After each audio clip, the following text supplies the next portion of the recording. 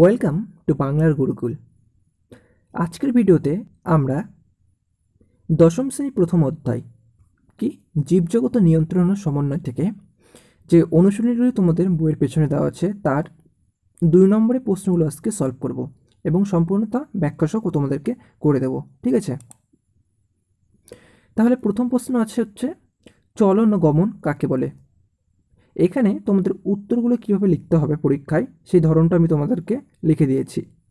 যেমন করে লিখে দিয়েছি তোমরা এইভাবেই লিখবে। চলন কাকে বলে? যে প্রক্রিয়ায় জীব নির্দিষ্ট স্থানে স্থির থাকে, অর্থাৎ স্থানান্তরে না গিয়ে স্বতঃস্ফূর্তভাবে বা উদ্দীপকের প্রভাবে অঙ্গ প্রত্যঙ্গ সঞ্চালন করে, তাকে চলন বলে। উদাহরণ কি? লজ্জাবতীর স্পর্শজনিত চলন। তোমরা দেখেছো লজ্জাবতীর পাতাকে যদি স্পর্শ করো পাতাটি মুড়ে যায়, এইটা হচ্ছে চলন। কারণ কি? কারণ এখানে শুধু পাতাগুলি মুড়ে গেল কিন্তু গাছটির কোনো স্থান পরিবর্তন হলো না। অপর ক্ষেত্রে গমন কাকে বলে? গমন হলো যে প্রক্রিয়ায় স্বেচ্ছায় বা উদ্দীপকের প্রভাবে অঙ্গ প্রত্যঙ্গ সঞ্চালনের দ্বারা সামগ্রিকভাবে স্থান পরিবর্তন করে, তাকে গমন বলে। উদাহরণ কি? খাদ্য, বাসস্থান ও জননের জন্য মানুষের স্থান পরিবর্তন। এটা হচ্ছে গমনের উদাহরণ। 2 নম্বর প্রশ্ন কি? ট্যাকটিক চলন কাকে বলে? ট্যাকটিক চলন প্রথমে একটা হেডিং করবে, তারপরে লিখবে আলো, তাপমাত্রা, রাসায়নিক পদার্থ, বিদ্যুৎ শক্তি প্রভৃতি বহিস্থ উদ্দীপকের প্রভাবে উদ্ভিদ কিংবা উদ্ভিদ অঙ্গের স্থান পরিবর্তনকে ট্যাকটিক চলন বলে। উদাহরণ কি?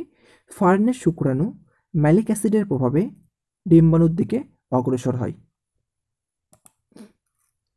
3 নম্বর জিওট্রপিক চলন সংজ্ঞা দাও ও উদাহরণ দাও।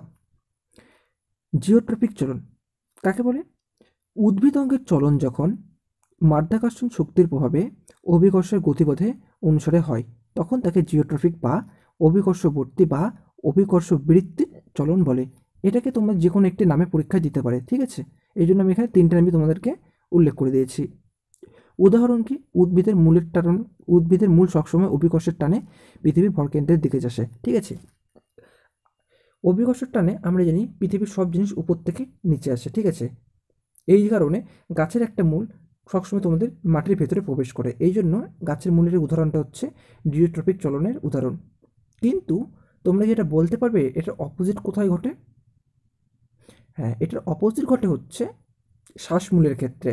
কারণ যেহেতু সমুদ্রের নোলা জল থাকে তাই শ্বাসমূলটাকে শ্বাস নেওয়ার জন্য অভিকর্ষ টানে বিপরীতে গিয়ে ওরা জলের উপরে বের হয়ে আসছে। ঠিক আছে, এটা তোমরা মনে রাখবে, এটাও আসতে পারে পরীক্ষায়। 4 নম্বর প্রশ্ন কি? 4 নম্বর প্রশ্ন হচ্ছে সিসমোন্যাস্টিক চলন কাকে বলে? উদাহরণ দাও। সিসমোন্যাস্টিক চলন স্পর্শ, আঘাত, ঘর্ষণ, বায়ুপ্রবাহ প্রভৃতি উদ্দীপকের তীব্রতার প্রভাবে উদ্ভিদ অঙ্গের যে ন্যাস্টিক চলন হয় তাকে সিসমোন্যাস্টিক চলন বলে। যেমন কি লজ্জাবতীর পাতা স্পর্শ করা মাত্র মুড়ে যায়, কিংবা খুব জোরে হাওয়া হলে পরে পাতাগুলি মুড়ে যায়। ঠিক আছে, তার মানে কোনো একটা টাচ দিতে হবে বা একটা উদ্দীপকের তীব্রতার সাথে প্রভাব পড়তে হবে। ঠিক আছে, হরমোনকে রাসায়নিক সমন্বয়ক বলে কেন? জীবদেহে নির্দিষ্ট স্থান থেকে হরমোন উৎপন্ন হয়ে ধীরে ধীরে সারা দেহের কোষগুলিতে ছড়িয়ে পড়ে এবং কোষের বিক্রিয়াগুলিকে নিয়ন্ত্রণ করে। এই জীবদেহে রাসায়নিক সংযোগ গড়ে তোলার জন্য হরমোনকে রাসায়নিক সমন্বয়কারী বা রাসায়নিক সমন্বয়ক বলা হয়। হরমোন কি? বেশিরভাগ হরমোন আমাদের পিটুইটারি থেকে নির্গত হয় এবং ওখান থেকে নির্গত হয়ে কোষের মাধ্যমে আমাদের গোটা শরীরের বিভিন্ন স্থানে হরমোনগুলি পৌঁছে যায় এবং তাদের মধ্যে কি একটা কানেকশন তৈরি করে। ঠিক আছে, এই জন্যকে হরমোনকে রাসায়নিক সমন্বয়কারী বলে। 6 নম্বর প্রশ্ন কি? অগ্রস্ত প্রকটতা কাকে বলে? অগ্রস্ত প্রকটতা বিটা বংশে অক্সিজেনের উচ্চ ঘনত্বের কারণে শীর্ষ মুকুলের বৃদ্ধি ত্বরান্বিত হয় এবং একই কারণে পার্শ্বীয় বা কাক্ষিক মুকুলের বৃদ্ধি প্রতিহত হয়। এই ঘটনাকে অগ্রস্ত প্রকটতা বলে বা এপিক্যাল ডোমিন্যান্স, যার ইংরেজি কথা।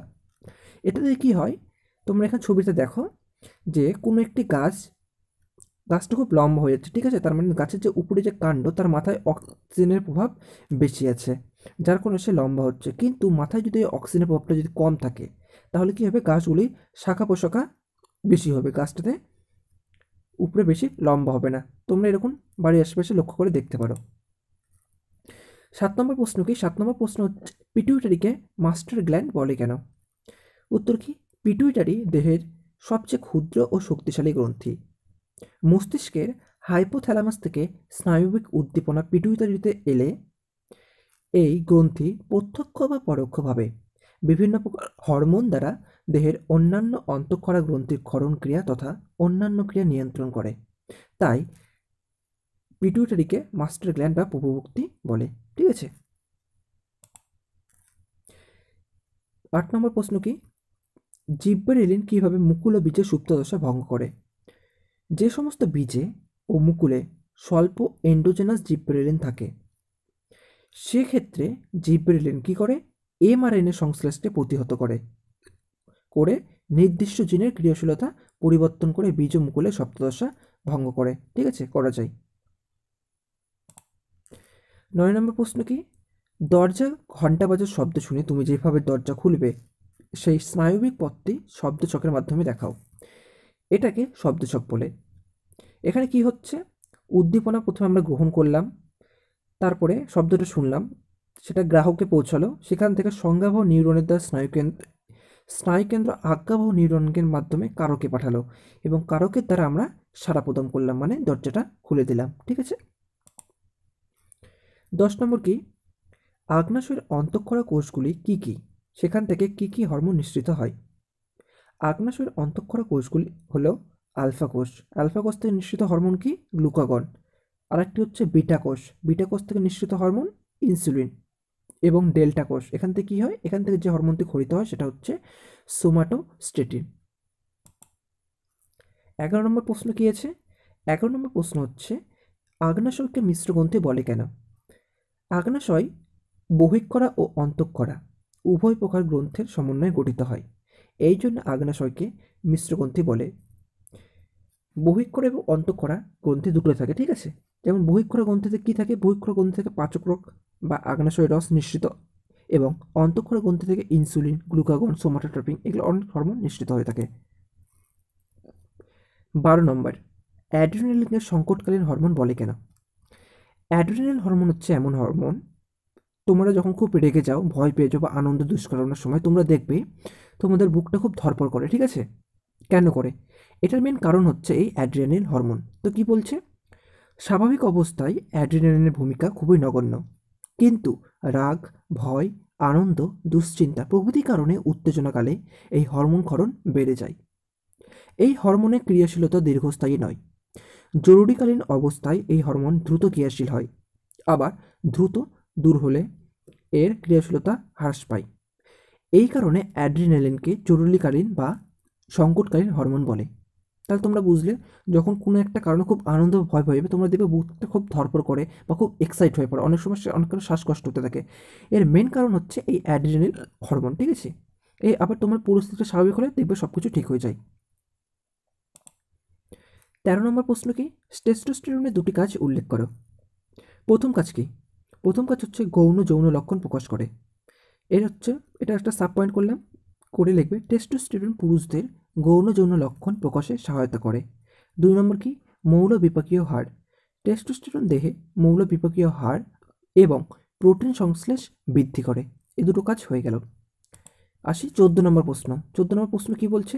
মানবদেহে জননগ্রন্থি থেকে হরমোন ক্ষরণে জিটিএইচের দুটি ভূমিকা লেখো। মানবদেহে জননগ্রন্থি থেকে হরমোন ক্ষরণে জিটিএইচের দুটি ভূমিকা হলো কি? একটা হচ্ছে ডিম্বাশয়ের বৃদ্ধি ঘটিয়ে ডিম্বাশয়স্থিত আদি ডিম্বথলিকে পরিণত ডিম্বথলি বা গ্রাফিয়ান ফলিকলে রূপান্তরিত করে। আর একটা কী হবে? আর একটা হবে গ্রাফিয়ান ফলিকল থেকে ইস্ট্রোজেন হরমোন ক্ষরণে সাহায্য করে। ঠিক আছে। 15 নম্বর কী আছে? বহিঃক্ষরা ও অন্তঃক্ষরা গ্রন্থির দুটি পার্থক্য লেখো। সরি, এখানে একটা বিসর্গ হবে, মিস পড়ে গিয়েছে, এখানেও হবে। তো এখানে কি প্রথমে তোমরা এবার বিষয় করে একটা হেডিং করবে, বই আছে, এটা খুব সুন্দর করে বই থেকে নিয়েছি। 1 নম্বর হচ্ছে কি? নালীর উপস্থিতি ও অনুপস্থিতি। বহিঃক্ষরা গ্রন্থিতে নালী থাকে, কিন্তু অন্তঃক্ষরা গ্রন্থিতে নালী থাকে না। এটা তারপরে 2 নম্বর কি? কাজের স্থান। বহিঃক্ষরা গ্রন্থির ক্ষেত্রে কি? এই প্রকার গ্রন্থি যে রস ক্ষরণ করে তা নালী দিয়ে গ্রন্থির বাইরে আসে এবং উৎপত্তি স্থল থেকে দূরবর্তী স্থানে ক্রিয়া করে। আর অন্তঃক্ষরা গ্রন্থি কি? এই প্রকার গ্রন্থির ক্ষরণ পদার্থ উৎসস্থল থেকে দূরবর্তী স্থানে ক্রিয়া করে। ঠিক আছে। স্নায়ু সন্নিধি কাকে বলে?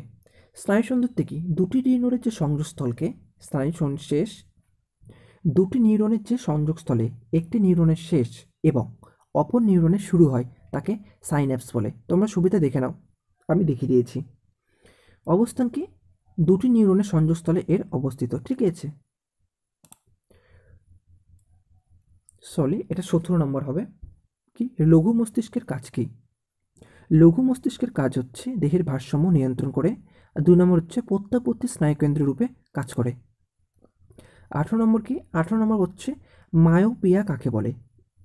মায়োপিয়া যে দৃষ্টিতে দূরের দৃষ্টি ব্যাহত হয় কিন্তু নিকটের দৃষ্টি ঠিক থাকে তাকে মায়োপিয়া বলে।